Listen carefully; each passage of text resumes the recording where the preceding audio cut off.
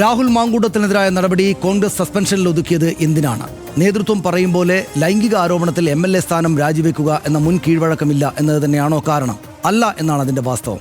കേരള രാഷ്ട്രീയ ചരിത്രത്തിൽ ഇന്നോളം സമാനതയില്ലാത്ത അളവിൽ ലൈംഗിക ചൂഷണ ആരോപണ പ്രവാഹം തന്നെ ഉയർന്ന മാങ്കൂട്ടത്തിനെതിരെ കോൺഗ്രസിനുള്ളിലും അമർഷം പുകയുന്നുണ്ട്. രാജിവെപ്പിച്ച് ഒഴിവാക്കാൻ തന്നെയായിരുന്നു പദ്ധതി. പക്ഷേ ഉപതെരഞ്ഞെടുപ്പ് ഉണ്ടാകാൻ സാധ്യതയുണ്ട് എന്ന നിയമോപദേശവും തെരഞ്ഞെടുപ്പ് നടന്നാൽ കനത്ത തിരിച്ചടി കിട്ടും എന്ന വിലയിരുത്തലുമാണ് ആ തീരുമാനത്തിൽ നിന്ന് കോൺഗ്രസ് നേതൃത്വം പിന്നോട്ട് പോകാൻ കാരണം.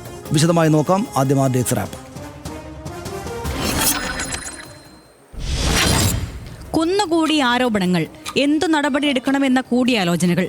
പാർട്ടിക്കും മുന്നണിക്കും കൂടുതൽ നാശനഷ്ടങ്ങൾ ഉണ്ടാകാതിരിക്കാൻ രാജി ചോദിച്ചു വാങ്ങിയേ തീരൂ എന്നായിരുന്നു കോൺഗ്രസിലെ പൊതുവികാരം. വനിതാ നേതാക്കൾ ഒറ്റക്കെട്ടായി രാജി ആവശ്യപ്പെടുകയും ചെയ്തു. രമേശ് ചെന്നിത്തല അടക്കമുള്ളവരും കടുത്ത നിലപാടിലായിരുന്നു. എന്നിട്ടും നടപടി സസ്പെൻഷനിൽ ഒതുങ്ങി. കാരണം ഉപതെരഞ്ഞെടുപ്പ് വന്നാലോ എന്ന ഭയം. ഉപതെരഞ്ഞെടുപ്പ് പ്രഖ്യാപിക്കാൻ ഈ ഘട്ടത്തിലും കഴിയുമെന്ന നിയമോപദേശം കിട്ടിയതോടെയാണ് രാജി വേണ്ട എന്ന നിലപാടിലേക്ക് നേതൃത്വം എത്തിയത്. പാലക്കാടിന്റെ പ്രത്യേക രാഷ്ട്രീയ സാഹചര്യത്തിൽ ഉപതെരഞ്ഞെടുപ്പ് നേരിടാൻ BJP കേന്ദ്ര നേതൃത്വവും തീരുമാനിച്ചേക്കാം. 8 മാസം മുൻപ് വോട്ട് തേടിച്ചെന്ന ജനങ്ങളുടെ മുൻപിലേക്ക് വീണ്ടും ചെല്ലേണ്ടി വന്നാൽ സാഹചര്യം വിശദീകരിക്കാൻ കോൺഗ്രസും UDF-ഉം പാടുപെടും. രാജി തൽക്കാലം ഒഴിവായെങ്കിലും രാഹുൽ മാങ്കൂട്ടത്തിൽ വരും ദിവസങ്ങളിലും കോൺഗ്രസിന് തലവേദനയാകും. സഭയിലെത്താതിരുന്നാൽ ആ സാഹചര്യം ജനങ്ങളോട് വിശദീകരിക്കുന്നത് എങ്ങനെ? പാലക്കാട് നിയമസഭാ മണ്ഡലത്തിലേക്ക് ചെല്ലാനാകാത്ത വിധം പ്രതിഷേധങ്ങൾ ഉയരും. രാഷ്ട്രീയ സംരക്ഷണം കൊടുക്കാൻ കോൺഗ്രസിന് സംഘടനാപരമായ പരിമിതിയുണ്ടാകും. ഇതിനെല്ലാം ഇടയിൽ പുതിയ വെളിപ്പെടുത്തലുകൾ വന്നാൽ അതും കോൺഗ്രസിന് പണിയാകും. ആർഡിഎക്സ് റാപ്പ്, ന്യൂസ് മലയാളം.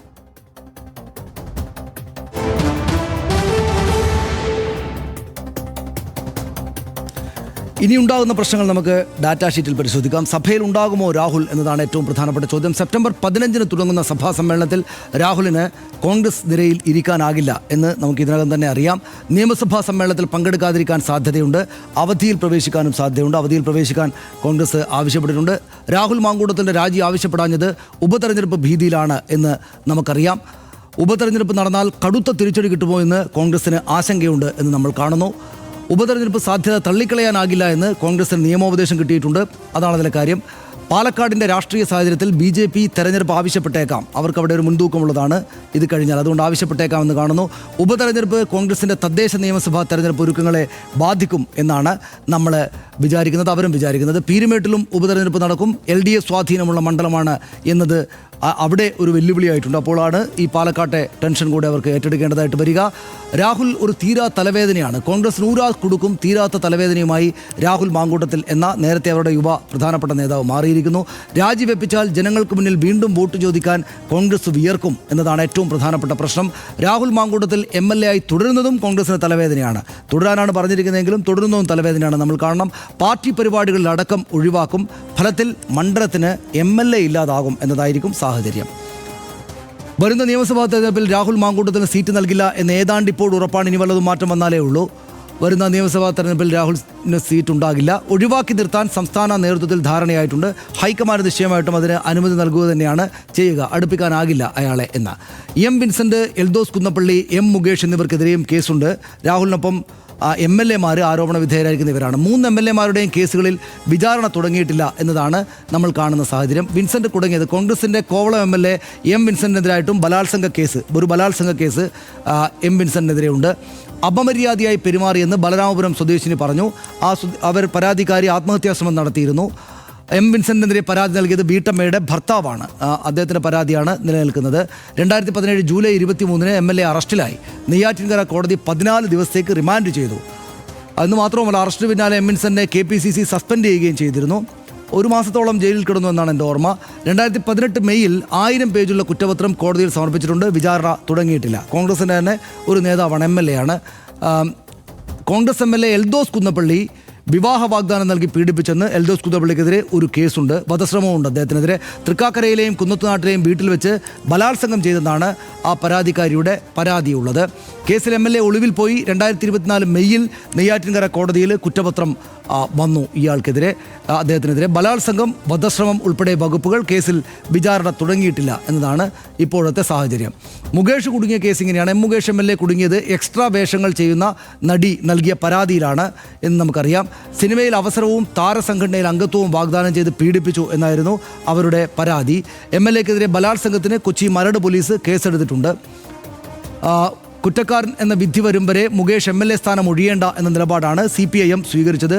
ഈ നിലപാടിനെതിരെയാണ് ഇപ്പോൾ കോൺഗ്രസ് നേതൃത്വം രാഹുൽ മാങ്കൂട്ടത്തിൻ്റെ വിഷയം വന്നപ്പോൾ അതിശക്തമായിട്ട് ആരോപണം ഉന്നയിക്കുന്നത്. മുകേഷിൻ്റെ നിലപാട് ഇങ്ങനെയാണെങ്കിൽ പിന്നെ എന്തിനാണ് ഈ നിലക്ക് രാഹുൽ മാങ്കൂട്ടത്തിനെ കുറ്റപ്പെടുന്നത് എന്ന ചോദ്യമാണ് കോൺഗ്രസ് നേതൃത്വത്തിൻ്റെ ഭാഗത്ത് നിന്ന് ഇപ്പോൾ വന്നുകൊണ്ടിരിക്കുന്നത്. നമുക്ക് ഈ വിഷയത്തിൽ നമുക്ക് കാര്യങ്ങളൊന്ന് വിശദീകരിക്കാൻ അജിത് ബാബു കൂടെ പാലക്കാട് നിന്ന് ചേരും. അജിത് ബാബു, പാലക്കാട് അതിശക്തമായുള്ള പോരാട്ടമായിരുന്നു, ത്രികോണ മത്സരം എന്ന് യഥാർത്ഥത്തിൽ കേരളം കണ്ട സമീപകാലത്തെ ഏറ്റവും വലിയ ത്രികോണ മത്സരം.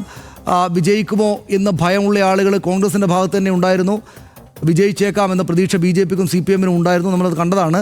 പക്ഷേ നല്ല മുന്നേറ്റം നടത്തിയാണ് രാഹുൽ മാങ്കൂട്ടത്തിൽ വിജയിച്ചു വന്നത്. ഇപ്പോഴിതാ ഇങ്ങനെ ഇത്രക്ക് സെൻസിറ്റീവായ ഒരു ത്രികക്ഷി മത്സരം ശക്തമായിട്ട് തന്നെ നടക്കുന്ന പാലക്കാട്ട് ഇങ്ങനെയൊരു വലിയ പ്രതിസന്ധിയിലേക്ക് ചെന്ന് വിട്ടിരിക്കുന്നു. രാഹുൽ മാങ്കൂട്ടത്തിൽ ഇങ്ങനെ MLA സ്ഥാനം രാജിവെപ്പിക്കേണ്ടി വരും എന്നൊരു തോന്നൽ കൂടെ പ്രതിപക്ഷത്തിനൊക്കെ ഉണ്ട്. അവിടെ ഒരു തെരഞ്ഞെടുപ്പോ മറ്റോ നടന്നാൽ എന്തായിരിക്കും ഉണ്ടാവുക? എന്താണ് കോൺഗ്രസ് നേതൃത്വം അവിടെ ഭയക്കുന്നത് യഥാർത്ഥത്തിൽ?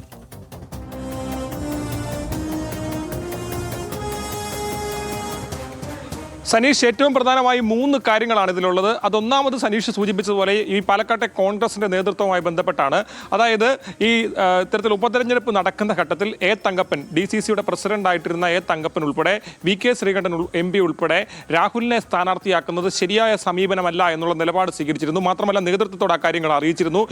തങ്കപ്പൻ K മുരളീധരൻ സ്ഥാനാർത്ഥിയാവണമെന്ന് ഉൾപ്പെടെയുള്ള കാര്യങ്ങൾ നേതൃത്വത്തെ അറിയിച്ചെങ്കിലും അന്നത് പരിഗണിക്കപ്പെട്ടില്ല. കാരണം രാഹുൽ ഏറ്റവും പ്രധാനപ്പെട്ട ഒരു പവർ ഗ്രൂപ്പിന്റെ ഭാഗമായി നിന്ന ആളാണ്. ഷാഫിയുടെ റൈറ്റ് ഹാൻഡ് ആയിരുന്നു. അതുകൊണ്ട് തന്നെ രാഹുൽ സ്ഥാനാർത്ഥിയാകുന്ന സാഹചര്യമാണ് ഉണ്ടായത്. പക്ഷേ അങ്ങനെ സ്ഥാനാർത്ഥിയായി പ്രഖ്യാപിച്ചതിന് ശേഷം തൻ്റെ വ്യത്യസ്തമായ അഭിപ്രായങ്ങളൊക്കെ മാറ്റി നിർത്തിക്കൊണ്ട് പൂർണ്ണ സമയം ഈ സ്ഥാനാർത്ഥിക്ക് വേണ്ടി പണിയെടുക്കുകയും സംഘടനയെ ചലിപ്പിക്കുകയും ചെയ്ത DCC പ്രസിഡന്റാണ് തങ്കപ്പൻ. അത്തരത്തിലുള്ള ആളുകളെല്ലാം ചേർന്നാണ് നേരത്തെ സനീഷ് സൂചിപ്പിച്ചതുപോലെ ഒരുപാട് പ്രവർത്തകർ കഷ്ടപ്പെട്ട് പണിയെടുത്താണ് രാഹുലിനെ പാലക്കാട് വിജയിപ്പിക്കുന്നത്. ഒരു വലിയ ത്രികോണ മത്സരം ഉണ്ട് എന്ന് കരുതിയ സ്ഥലത്ത് ഒരു ഏകപക്ഷീയമായ വിജയത്തിലേക്ക് മുന്നേറാൻ കഴിയുന്നൊരു പ്രവർത്തനം അടിത്തട്ടിത്തോടെ കോൺഗ്രസിന് നടത്താൻ കഴിഞ്ഞത് ഇത്തരത്തിൽ ഈ സംഘടനാ മിഷണറി ആകെ ഒരുമിച്ച് പ്രവർത്തിച്ചുകൊണ്ടാണ്. എല്ലാ ഗ്രൂപ്പ് വ്യത്യാസങ്ങളും മാറ്റി നിർത്തിക്കൊണ്ട് അത്തരത്തിലുള്ള പ്രവർത്തനം നടത്തിക്കൊണ്ടാണ്. പക്ഷേ അന്ന് ഇവിടുത്തെ പ്രാദേശിക നേതൃത്വം പറഞ്ഞത് കേൾക്കാതിരുന്നത് ഇപ്പോൾ തലവേദനയായി എന്നുള്ള അഭിപ്രായം തന്നെയാണ് അവർക്കുള്ളത്. കാരണം അത്തരത്തിൽ കൃത്യമായി തന്നെ ഈ വിഷയങ്ങൾ ഉൾപ്പെടെ അന്ന് ചർച്ചയായിട്ടുണ്ടായിരുന്നു എന്നുള്ളതാണ് ഇപ്പോൾ നമുക്ക് മനസ്സിലാകുന്ന വിവരം. സരിൻ ഉൾപ്പെടെയുള്ള ആളുകൾ ഇപ്പോൾ പറയുന്നത് അന്ന് താൻ പാർട്ടിയിൽ നിന്ന് പുറത്തേക്ക് വരുന്ന ഘട്ടത്തിൽ രാഹുലിനെ സ്ഥാനാർത്ഥിയാക്കിയാൽ ഈ പ്രശ്നങ്ങളൊക്കെ ഉൾപ്പെടെ ഉണ്ട് എന്ന് ചൂണ്ടിക്കാണിച്ചുകൊണ്ടാണ് താൻ അവിടെ നിന്ന് ഇറങ്ങിപ്പോകുന്നതെന്നാണ് സരിൻ ഉൾപ്പെടെയുള്ള ആളുകൾ പറയുന്നത്. അത് വളരെ ഗൗരവത്തോടെ തന്നെ പരിശോധിക്കപ്പെടേണ്ടതുമാണ്. ഇതിനോടകം തന്നെ കോൺഗ്രസ് നേതൃത്വം ഒന്നും ഈ വിഷയത്തിൽ പൂർണ്ണമായി മറുപടി പറയാൻ തയ്യാറായിട്ടില്ല എന്നത് നമ്മൾ എടുത്തു കാണേണ്ടതാണ്. 2 കാര്യങ്ങളാണ് ഇന്ന് രാഹുലിനോട് കോൺഗ്രസ് നേതൃത്വം നിർദ്ദേശമായി നൽകിയിരിക്കുന്നത്.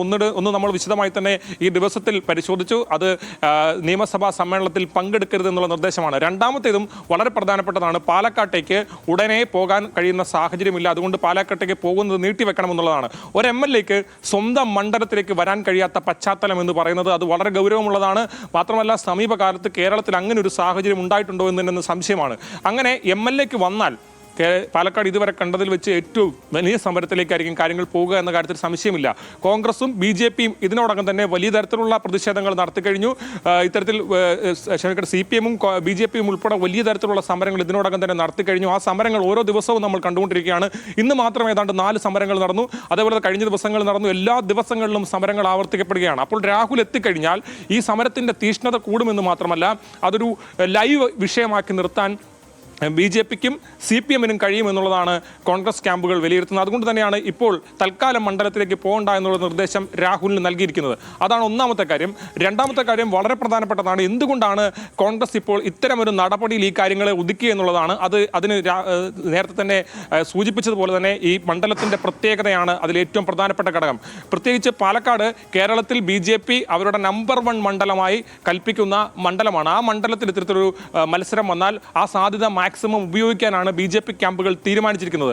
ഈ ആരോപണം വരുന്നതിന് മുമ്പ് രാഹുലിൻ്റെ പേര് കൃത്യമായി പറയുന്നതിന് മുമ്പ് തന്നെ അന്ന് രാത്രി ഇൻസ്റ്റൻ്റായി തന്നെ BJP ഇത്തരത്തിൽ രാഹുലിൻ്റെ ഓഫീസിലേക്ക് ഒരു മാർച്ച് നടത്തിക്കൊണ്ട് ആദ്യമായി രാഹുലിൻ്റെ പേര് മാധ്യമങ്ങളിൽ ഉൾപ്പെടെ പേരായി വരുന്നത് BJPയുടെ സമരത്തിലൂടെയാണ്. അത് നമ്മൾ ഓർക്കുന്നുണ്ടാവും. പിറ്റേ ദിവസങ്ങളിലും അത്തരത്തിലുള്ള സമരങ്ങൾ BJP തുടരുന്ന സാഹചര്യം ഉണ്ടായി. അതിന് പ്രധാനപ്പെട്ട കാര്യം കോൺഗ്രസ് നേതൃത്വം അതിനെ കാണുന്നത് ഒരു ഗോൾഡൻ ഓപ്പർച്യൂണിറ്റിയായി നമ്മൾ മുമ്പ് കേരളത്തിൽ ഈ സുവർണ അവസരം എന്ന വാക്ക് ഒരുപാട് ചർച്ച ചെയ്തിട്ടുള്ളതാണ്. അങ്ങനെ ഒരു സുവർണ അവസരമായി ഈ സാധ്യതയെ ഉപയോഗിക്കാനുള്ള BJPയുടെ നീക്കമായിട്ടാണ് കോൺഗ്രസ് ഇതിനെ കാണുന്നത്.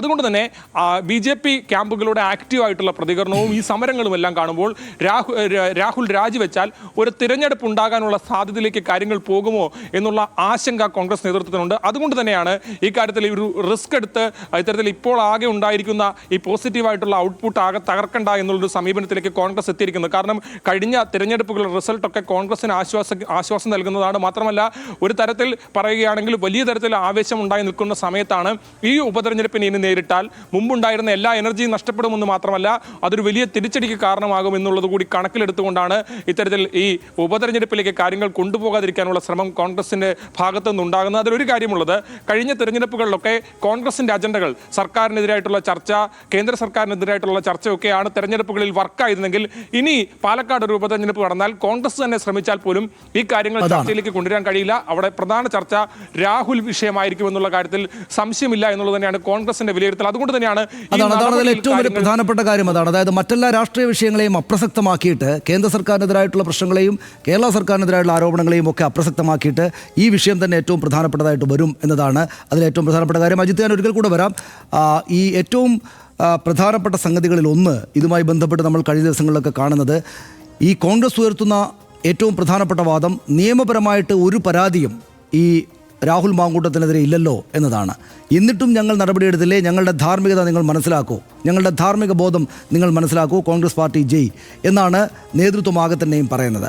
നിയമപരമായിട്ട് ഒരു പരാതിയും രാഹുൽ മാങ്കൂട്ടത്തിനെതിരെ ഇല്ല എന്നത് തന്നെയാണ് അവർക്കനുകൂലമായിട്ട് മുന്നോട്ട് വെക്കുന്ന, അവർ പ്രതിപക്ഷത്തിൻ്റെ എതിർപ്പിന് എതിരായിട്ട് മുന്നോട്ട് വെക്കുന്ന അതേ വാദം തന്നെയാണ് ഈ സംഭവത്തെ ഏറ്റവും പ്രസക്തമാക്കുന്നത്. നേരത്തെ അതിൻ്റെ ആ പോയിന്റ് മഹേഷ് ചെറിയ തോതിലൊന്ന് സൂചിപ്പിക്കുകയുണ്ടായി. അതായത് നിയമപരമായിട്ട് ഒരു പരാതിയും ഒരു ഫോറത്തിന് മുന്നിലും ഇല്ല.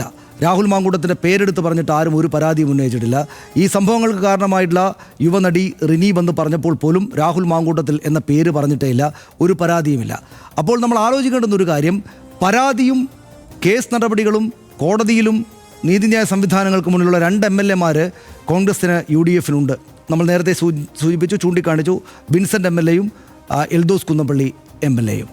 അവരോട് 2 പേരോടും പാർട്ടിയിൽ നിന്ന് പുറത്താക്കുകയോ എന്തെങ്കിലും നടപടി സ്വീകരിക്കുകയോ കോൺഗ്രസ് ചെയ്തിട്ടില്ല എന്ന് നമ്മൾ കാണണം. അവരുടെ രാജി ആവശ്യപ്പെട്ട് ചെറിയ സമരമൊക്കെ നടത്തിയിരുന്നു പ്രതിപക്ഷം, എങ്കിലും ആ സമരത്തിൽ വല്ലാത്ത തോതിൽ ശക്തിയായിട്ട് നിന്നിട്ടില്ല. അവർക്കെതിരെ പരാതി ഉണ്ടായിട്ട് പോലും കോൺഗ്രസ് നടപടിയെടുത്തില്ല. അവരിപ്പോഴും കോൺഗ്രസ് MLA-മാരാണ്, കോൺഗ്രസ് നിയമസഭാ കക്ഷി അംഗങ്ങളാണ്. അവർ നിയമസഭയിലേക്ക് വരികയും ചെയ്യുന്നുണ്ട്. പരാതി ഉണ്ടായിട്ട് കോടതി നടപടികൾ നടക്കുമ്പോൾ പോലും ഈ പരാതിയൊന്നുമില്ലാത്ത, ഒരു ഫോറത്തിന് മുന്നിലും അയാളുടെ പേര് പറഞ്ഞിട്ടില്ലാത്ത ഈ രാഹുൽ മാങ്കൂട്ടത്തിനെതിരെ കോൺഗ്രസ് ഇത്രക്കടുത്ത പാർട്ടിയിൽ നിന്ന് തന്നെ സസ്പെൻഡ് ചെയ്യുക എന്ന നടപടിയിലേക്ക് പോയിരിക്കുന്നു. അപ്പോൾ സ്വാഭാവികമായിട്ടും നാട്ടുകാർക്ക് മനസ്സിലാകുന്നൊരു കാര്യമുണ്ട്. അതിതാണ്, വിൻസെൻറ്റിൻ്റെയും അതുപോലെ തന്നെ എൽദോസ് കുന്നപ്പള്ളിയുടെയും എതിരായിട്ട് വന്ന ആരോപണങ്ങളെക്കാൾ, കേസുകളെക്കാൾ പ്രധാനപ്പെട്ട വലിയ കുറ്റകൃത്യമാണ് ഇയാൾ ചെയ്തിരിക്കുന്നത് എന്ന് കോൺഗ്രസ് പാർട്ടി സമ്മതിക്കുകയാണ് നമ്മൾ കാണണം. അതുകൊണ്ടാണ് ഒരു പരാതിയില്ലാതിരുന്നിട്ട് പോലും ഈ തരത്തിലുള്ള നിലപാട്, ഈ തരത്തിലുള്ള ഒരു സസ്പെൻഷൻ നടപടി കോൺഗ്രസ് പാർട്ടി പോയത്. അതുകൊണ്ട് തന്നെ പരാതിയില്ലല്ലോ എന്ന കാര്യം കോൺഗ്രസ് നേതൃത്വം നാട്ടുകാരോട് പറയും തോറും രാഷ്ട്രീയ ബുദ്ധിയുള്ള നാട്ടുകാർക്ക് മനസ്സിലാകുന്നത് പരാതിയില്ലാതെ പോലും നടപടിയെടുത്തത് രാഹുൽ മാങ്കൂട്ടത്തിൽ അത്രമേൽ വലിയ ക്രൈം ചെയ്തുകൊണ്ടാണ് എന്നാണ്. അതുകൊണ്ട് ഇനി തെരഞ്ഞെടുപ്പിലേക്ക് ഇതുമായിട്ട് ബന്ധപ്പെട്ട് പോയാൽ, നേരത്തെ അജിത് ബാബു അവിടെ നിന്ന് പറഞ്ഞതുപോലുള്ള കാര്യങ്ങളുണ്ട്. അതായത് ഇനി പാലക്കാട്ടേക്ക് തെരഞ്ഞെടുപ്പിലേക്ക് പോയാൽ അവർക്ക് മറ്റെല്ലാ രാഷ്ട്രീയ പ്രശ്നങ്ങളും അപ്രസക്തമാണ്. വോട്ട് ചോരിയാണെങ്കിലും അപ്രസക്തമാണ്, നരേന്ദ്രമോദിക്കെതിരായുള്ള ആക്ഷേപങ്ങൾ അപ്രസക്തമാണ്, പിണറായി വിജയൻ സർക്കാരിനെതിരായുള്ള ആരോപണങ്ങൾ അപ്രസക്തമാണ്. അവിടെ മുഴുവൻ ചർച്ചയാവുക ഈ രാഹുൽ മാങ്കൂട്ടത്തിൽ ചെയ്ത അങ്ങേയറ്റം വഷളത്തം നിറഞ്ഞ ഈ കാര്യങ്ങളായിരിക്കും. ഒരു പരാതിയില്ലാതെ പോലും കോൺഗ്രസ് എന്ന വലിയ പാർട്ടിക്ക് നടപടിയെടുക്കേണ്ടി വന്ന അത്രയ്ക്ക് വലിയ കുറ്റകൃത്യങ്ങളായിരിക്കും. അതുകൊണ്ട് മാത്രമാണ് ഈ പറയുന്ന കാര്യം ഏറ്റവും പ്രധാനപ്പെട്ടതായി മാറുന്നത്. അജിത്ത്, അവിടെ സ്വാഭാവികമായിട്ട് ഞാൻ കഴിഞ്ഞ ദിവസം ഒരു ചർച്ചയിൽ AK ഷാനിബ്, സരിൻ രാവിലത്തെ നമ്മുടെ ചർച്ചയിലും പറഞ്ഞു, AK ഷാനിബ് അവിടെ നിന്ന് ഈ തെരഞ്ഞെടുപ്പിനെ തൊട്ട് പ്രഖ്യാപിച്ച ഉടനെ തന്നെ കോൺഗ്രസ് വിട്ട് CPM-ലേക്ക് ചേർന്ന മറ്റൊരു പ്രാദേശിക നേതാവാണല്ലോ അദ്ദേഹം. അവിടുത്തെ ഷാനിബ് പറയുന്നത് കേട്ടു. അതായത് ഈ തരം കാര്യങ്ങളൊക്കെ നേരത്തെ തന്നെ പാർട്ടിയുടെ ശ്രദ്ധയിലുള്ളതാണ്, ഷാഫി പറമ്പിൽ അടക്കമുള്ള ആളുകളുടെ ശ്രദ്ധയിലേക്ക് കൊണ്ടുവന്നതാണ് എന്നൊക്കെ. ഇപ്പോൾ സ്വാഭാവികമായിട്ടും അങ്ങനെ എതിർപ്പുണ്ടായിരുന്ന കോൺഗ്രസിനകത്തെ പ്രാദേശിക നേതാക്കൾ, പാലക്കാട് ജില്ലയിലെ നേതാക്കൾ ഇപ്പോൾ ആ കാര്യങ്ങളെല്ലാം പറഞ്ഞുകൊണ്ട് അമർഷം രേഖപ്പെടുന്നുണ്ടാകില്ലേ? പാർട്ടിക്കകത്ത്, പ്രത്യേകിച്ചും ജില്ലാ പാർട്ടിക്കകത്ത്, കോൺഗ്രസിനകത്ത് രാഹുൽ മാങ്കൂട്ടത്തെക്കുറിച്ച് നേരത്തെ ഞങ്ങൾ പറഞ്ഞല്ലോ എന്ന തരത്തിലുള്ള ചർച്ചകൾ സജീവമായിരിക്കില്ലേ ഇപ്പോൾ?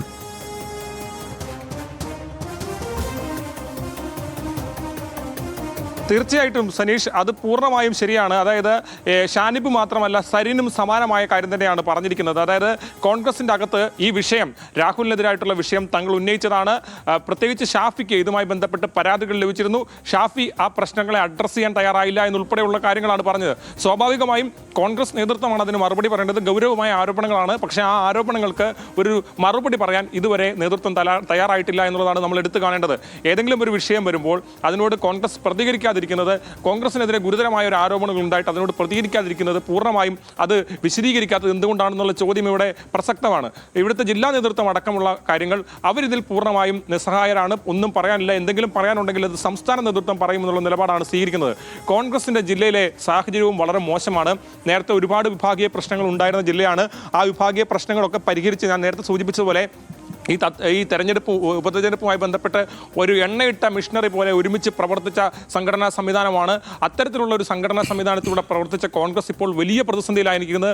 നിരവധിയായിട്ടുള്ള ആളുകളാണ്, കോൺഗ്രസ് വിട്ടുപോയിട്ടുള്ള ആളുകൾ ഉൾപ്പെടെ രൂക്ഷമായ വിമർശനം ഉന്നയിച്ചുകൊണ്ട് രംഗത്ത് വരുന്ന സാഹചര്യം ഉണ്ടായിട്ടുണ്ട്. മാത്രമല്ല ഇപ്പോഴും നമ്മൾ എടുത്തു കാണേണ്ടത് ഷാഫിയുടെ കൂടെ നിൽക്കുന്ന ഒരു ചെറിയ വിഭാഗം ഇപ്പോഴും രാഹുലിനൊപ്പം പാലക്കാട് നിറയുറപ്പിക്കുന്നുണ്ട്. അത് യൂത്ത് കോൺഗ്രസിലുള്ള ചില ആളുകളുണ്ട്, പാർട്ടിയിലുള്ള കോൺഗ്രസിലുള്ള ചില ആളുകളുണ്ട്. അവർ പറയുന്നത് MLA സ്ഥാനം രാജിവെക്കേണ്ട സാഹചര്യമില്ല, മുമ്പ് അങ്ങനെ ഒരു കീഴ്വഴക്കമില്ല, ഇത് ടാർഗറ്റ് ചെയ്തിട്ടുള്ള അക്രമമാണ്. പ്രത്യേകിച്ചും രൂക്ഷമായ ഇടപെടൽ നടത്തിയതിൻ്റെ ഭാഗമായി ഈ രാഹുൽ മാങ്കൂട്ടത്തിലെ തകർക്കാൻ നടത്തുന്ന ഇടപെടലാണെന്ന് പറയുന്ന ഒരു ചെറിയ വിഭാഗം ഇപ്പോഴും പാലക്കാട് കോൺഗ്രസിലുണ്ട്. പക്ഷേ രാഹുലിനതൊന്നും ആശ്വാസമാകില്ല. കാരണം ജില്ലയിലെ ഭൂരിഭാഗം കോൺഗ്രസ് നേതാക്കളും ഈ കാര്യത്തിൽ ഏതാണ്ട് ഒരു അഭിപ്രായം തന്നെയാണ്. രാഹുലിനെ സംരക്ഷിക്കേണ്ട സാഹചര്യമില്ല എന്നുള്ളതാണ്. ഒറ്റ കാര്യം കൂടി സനീഷ് ഞാൻ പറയാം. രാഹുൽ നേരത്തെ ഈ മണ്ഡലത്തിലേക്ക് വരുമ്പോൾ നമുക്കറിയാം, തുടക്കം മുതൽ വന്നിറങ്ങുമ്പോൾ മുഴുവൻ ചുറ്റും നിറയെ ആളുകളാണ്. എവിടെ പോയാലും ആൾക്കൂട്ടമുണ്ട്, പാർട്ടി പ്രവർത്തകരുണ്ട്, വന്ന് ഫോട്ടോ എടുക്കുന്നവരുണ്ട്. അങ്ങനെ ഇവിടെ ഒരു രാജകീയമായ പദവിയായിരുന്നു രാഹുലിനുണ്ടായിരുന്നത്. കോൺഗ്രസ് അത്രത്തോളം സ്നേഹത്തോടെ ചേർത്ത് പിടിച്ചൊരു നേതാവാണ് രാഹുൽ. അത്രയും ചെറുപ്പക്കാരനായിട്ടുള്ള അവരുടെ പ്രിയപ്പെട്ട നേതാവായിരുന്നു രാഹുൽ. രാഹുലിനെ അവർ കാണുന്നത് തന്നെ വളരെ സ്നേഹത്തോടെയും അടുപ്പത്തോടെയും ഒരു അനുജനെ പോലെയൊക്കെയാണ് കണ്ടുകൊണ്ടിരുന്നത്. അങ്ങനെ ഒരു രാഹുൽ ഇനി വരുമ്പോൾ ചുറ്റും ആളുകളില്ല, കോൺഗ്രസിന്റെ പ്രവർത്തകരില്ല. BJPയും CPM-ഉം രാഹുലിനെതിരെ പ്രതിഷേധം സംഘടിപ്പിച്ചാൽ സംരക്ഷിക്കാൻ കോൺഗ്രസ് ഉണ്ടാകുമോ എന്ന ചോദ്യം പോലും ഇവിടെ അവശേഷിക്കുകയാണ്. സനീഷ്, ശരി, നന്ദി അജിത്ത്. വളരെ വിശദമായിട്ടുള്ള സമഗ്രമായിട്ടുള്ള വിവരം തന്നതിന്. നമുക്ക് ഈ വിഷയം അവസാനിപ്പിക്കുന്നതിന് മുമ്പ് ഒരു കാര്യം കൂടി പറയേണ്ടത്, അത് ഈ സോഷ്യൽ മീഡിയക്കകത്ത് ഈ വിമർശവുമായിട്ട് വന്ന കോൺഗ്രസ് നേതാക്കളെ, പ്രത്യേകിച്ചും സ്ത്രീ നേതാക്കളെ അങ്ങേയറ്റം രൂക്ഷമായിട്ട് സൈബർ ആക്രമണം നടത്തുന്ന കോൺഗ്രസ് പ്രവർത്തകരെ കുറിച്ചാണ്. കോൺഗ്രസ് പ്രവർത്തകർ എന്നറിയാവുന്ന ആളുകൾ തന്നെയാണ്. ഇതിപ്പോൾ സാധാരണഗതിയിൽ ഇത്തരം ആരോപണങ്ങൾ വരുമ്പോൾ ഈ സൈബർ ആക്രമണം എന്ന ചർച്ച വരുമ്പോൾ മറു പാർട്ടിയുടെ ആളുകൾ ഫേക്ക് ഐഡികൾ ഉണ്ടാക്കിയിട്ട് ആക്രമിക്കുന്നതാണ്, ഞങ്ങളല്ല എന്ന നിലപാട് രാഷ്ട്രീയ പാർട്ടികൾ സ്വീകരിക്കാറുണ്ട്. പക്ഷേ ഇതിപ്പോൾ വളരെ കൃത്യമായിട്ട് മുഖം വെച്ചുള്ള പ്രൊഫൈലുകൾ ശരിക്കും കോൺഗ്രസ്സുകാരാണ് എന്ന് നേരത്തെ തന്നെ എല്ലാവർക്കും അറിയാവുന്ന ആളുകൾ എന്തൊക്കെയാണ് ഈ പറയുന്നത് എന്ന അത്ഭുതം തോന്നും. അതായത് ഇതിപ്പോൾ എല്ലാവർക്കും അറിയാവുന്ന വിധം ഒരു കുറ്റം ചെയ്തിരിക്കുന്നു, ഒരു പരാതി പോലും രേഖാമൂലം ഇല്ലാതിരുന്നിട്ട് പോലും പാർട്ടി അയാൾക്കെതിരെ നടപടി സ്വീകരിച്ചിരിക്കുന്നു. എന്നിട്ട് പോലും അയാൾക്ക് വേണ്ടിയിട്ട് അയാൾക്കെതിരെ സാധാരണഗതിയിലുള്ള വിമർശനം മാത്രം മുന്നോട്ട് വെക്കുന്ന, അതും വളരെ പതുക്കെ പാർട്ടിക്ക് ദോഷമുണ്ടാക്കാത്ത വിധം തങ്ങളുടെ അഭിപ്രായം പറഞ്ഞു പോകുന്ന സ്ത്രീ നേതാക്കളെ അങ്ങേയറ്റം അസഭ്യം നിറഞ്ഞ ഭാഷയിലാണ്, പ്രത്യേകിച്ചും ഈ താര ടോജോ അലക്സ് പോലുള്ള പുതിയ ചെറുപ്പക്കാരായിട്ടുള്ള അവിടെ അവർക്ക് വേണ്ടി കോൺഗ്രസിന് വേണ്ടി പോരാടുന്ന ആളുകൾക്ക് നേരെ തന്നെ എന്തൊക്കെ മോശമായിട്ടുള്ള അധിക്ഷേപങ്ങളാണ് നടക്കുന്നത് എന്ന് കാണുമ്പോൾ എന്താണ് ഈ പാർട്ടിക്കകത്ത് യഥാർത്ഥത്തിൽ നടക്കുന്നത് എന്ന ഒരു തോന്നലാണ് ഉണ്ടാവുക. ഒറ്റക്കെട്ടായി നിന്നിരുന്ന പാർട്ടി ഈ രാഹുൽ മാങ്കൂട്ടത്തിൽ എന്ന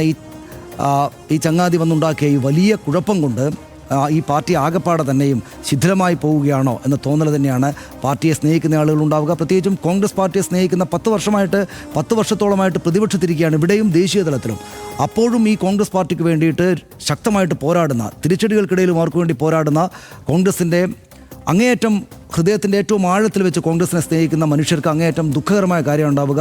ഈ ചെറുപ്പക്കാരൻ, ഈ കുഴപ്പക്കാരൻ ഇത്രയും വലിയ പ്രശ്നങ്ങൾ ഉണ്ടാക്കിയിട്ട് ഈ പാർട്ടി ആകപ്പാടെ ശിഥിലമായിട്ട് അങ്ങോട്ടും ഇങ്ങോട്ടും തല്ലുന്ന അവസ്ഥയിലെത്തിയല്ലോ എന്ന് ചിന്തിക്കുന്ന ആളുകൾ നിരവധിയായിട്ടുണ്ടാകും. അവരോട് സങ്കടം രേഖപ്പെടുത്തിക്കൊണ്ട് നമുക്കിത് അവസാനിപ്പിക്കാം. മാസങ്ങൾക്ക് മുമ്പ് നടന്ന ഉപതെരഞ്ഞെടുപ്പിൽ ജില്ലാ കോൺഗ്രസ് നേതൃത്വം നിർദ്ദേശിച്ച പേര് K. മുരളീധരൻ്റേതായിരുന്നു. പക്ഷേ സുപ്രധാന തെരഞ്ഞെടുപ്പുകളിൽ അവസാന നിമിഷം സ്ഥാനാർത്ഥിയെ നൂലിൽ കെട്ടിയിറക്കുന്ന സ്ഥായിയായ പതിവ് പാലക്കാട്ടും കോൺഗ്രസ് ആവർത്തിച്ചു. വന്നതോ പാലക്കാട് ജില്ലയുടെ അടിസ്ഥാന രാഷ്ട്രീയ സാഹചര്യങ്ങളെപ്പറ്റി പോലും അവബോധമില്ലാത്ത രാഹുൽ മാങ്കൂട്ടത്തിലും. എന്തിനായിരുന്നു ഈ ഇറക്കുമതി സ്ഥാനാർത്ഥി എന്ന ചോദ്യത്തിനുള്ള ഉത്തരം തെരഞ്ഞാൽ അത് ഷാഫി പറമ്പിൽ എത്തി നിൽക്കുമെന്ന് വിമർശകർ പറയുന്നു. ഷാഫിയുടെ പിടിവാശിക്ക് മുന്നിലാണ് മുന്നും പിന്നും നോക്കാതെ യെസ് പറഞ്ഞത് കോൺഗ്രസ് എന്നും അതിന് കിട്ടിയ അടിയാണ് രാഹുൽ മാങ്കൂട്ടത്തിൽ എന്നും വിമർശകർ പറയുന്നു. 1960കളിലും 70കളിലും വിദ്യാർത്ഥി യുവജന പ്രസ്ഥാനങ്ങളിലൂടെ വന്ന് കേരള രാഷ്ട്രീയത്തിൽ പുതിയ ദിശാബോധം ഉണ്ടാക്കിയവരാണ് എ.കെ. ആന്റണിയും വയലാർ രവിയും ഉമ്മൻചാണ്ടിയും അടക്കമുള്ള പരിണതപ്രജ്ഞർ എന്നുകൂടി ഓർക്കുമ്പോഴാണ് ആ സംഘടനാ സംവിധാനം എത്തി നിൽക്കുന്ന പതനത്തിൻ്റെ ആഴം വെളിവാകുന്നത് എന്നുകൂടി വിമർശകർ ചൂണ്ടിക്കാട്ടുന്നു. ആ വിമർശനത്തെ തള്ളിക്കളയുക സാധ്യമല്ല. RDX ഇടവേളയിലേക്ക്.